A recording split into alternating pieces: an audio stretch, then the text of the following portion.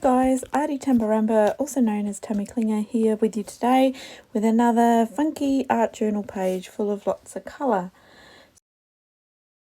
I'll just go through the products that I use. So they're all Art by Marlene products, of course, and I used a page from my artist size journal, and I turned it on the side. So here I am just flipping through, trying to find a page that goes the right way for what I've got in mind.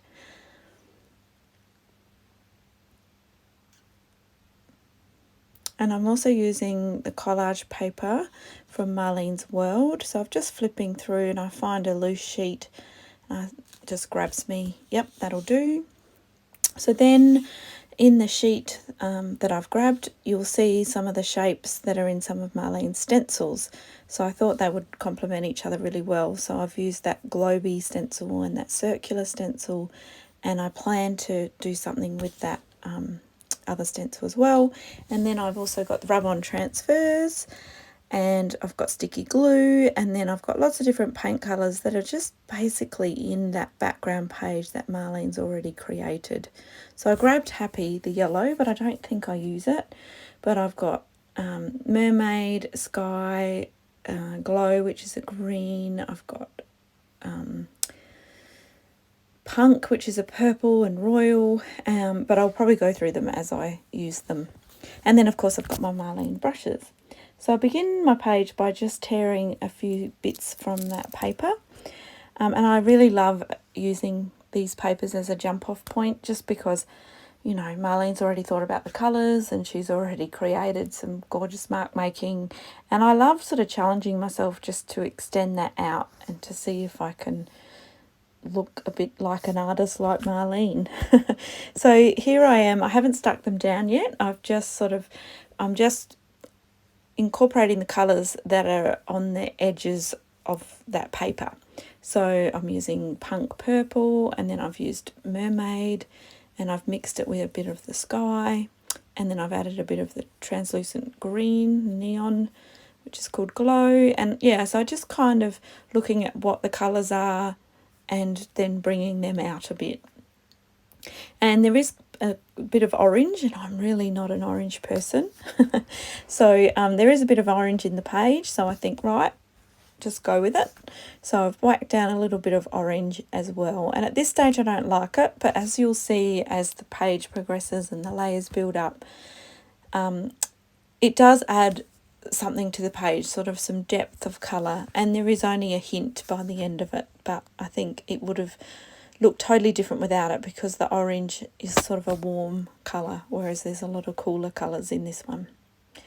Now I've glued them down using the sticky glue, and then I'm just using some bits of paint to fill in some of the gaps. So some of the bits hadn't blended together and there was a few little patchy bits, so I've just basically come in with some paint to cover that up.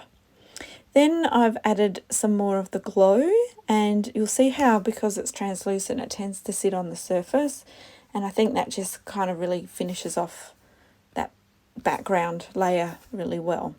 Okay, so now I've come in with Royal, which is the deep purple. It's a beautiful colour, and I've kind of got inspiration from that top left corner, and I basically just put some purple down, wipe it with my fingers, working really quickly, and then using a wet baby wipe, I lift that colour up through that stencil, and you'll just see what a difference it makes. Like, it really kind of ties the whole thing in, and because it doesn't stencil perfectly, it adds to the grungy background, which is what I want. So I'm not worried at all how far the paint goes. I really don't care, because this is just adding an extra layer in.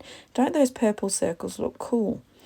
Now that I look at this, now that I've finished the page, I wish I'd kept more of them in. There are some peeking through, but I end up covering a lot of them up. But I really like this page just right now. So now I'm coming in with the white lace paint, and I'm just building on the marks that Marlene already had there. And you'll see that's in 3 sort of sections. So again, that rule of thirds.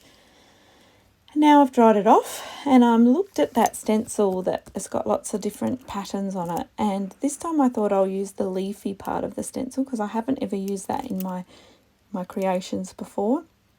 So I basically just using a fine makeup sponge, and I am just sponging black paint through that stencil to leave that shape behind.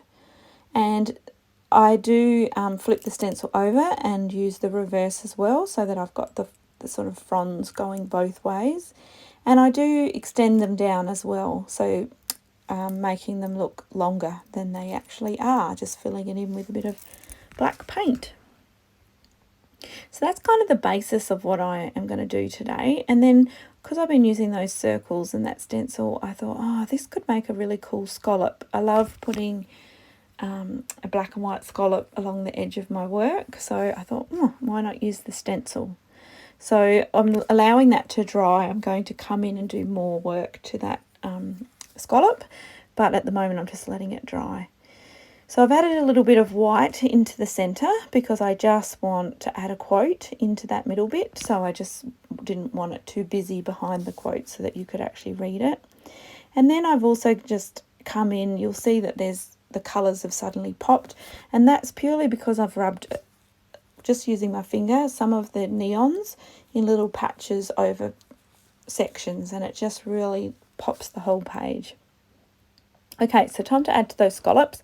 So what I did was I grabbed a black paint pen, and that's just a finer one, and I just did some sort of scallops along the edge of what was already there.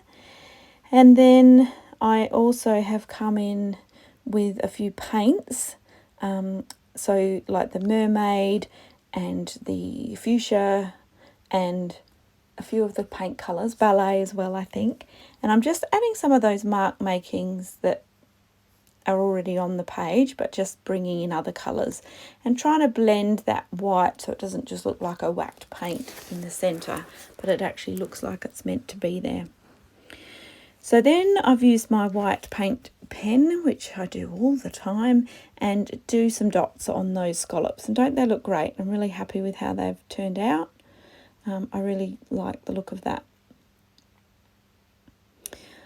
So at this point I'm just checking all the little background areas, and if there's any part that I don't like so much. That area on the right hand side was quite orange, so I put a little bit of the purple on just to bring those large circles down again. And now I'm going through the quotes that are in the rub-on transfers, and there's one that says, "Don't believe everything you think." And so I decide, yep, I'll use that on my page.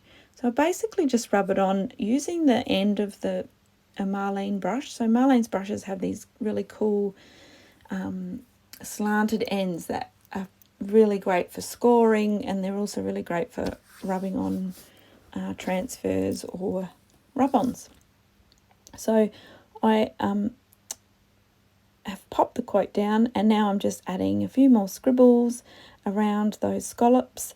As I've said before, I think when you outline things, don't just do one line, do a couple of lines so that it looks arty, it looks like it's meant to be there. So now I'm doing the same, just going around the fronds, the leafy areas that I stenciled on, just with a black paint pen going around the edges of those.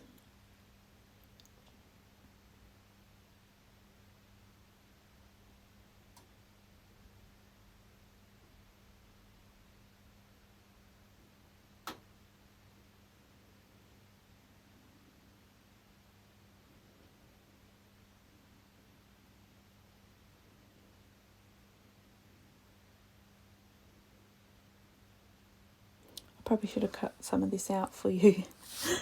Didn't realise quite how long it took me to do this part. I do get lost in this part when there's doodling and drawing.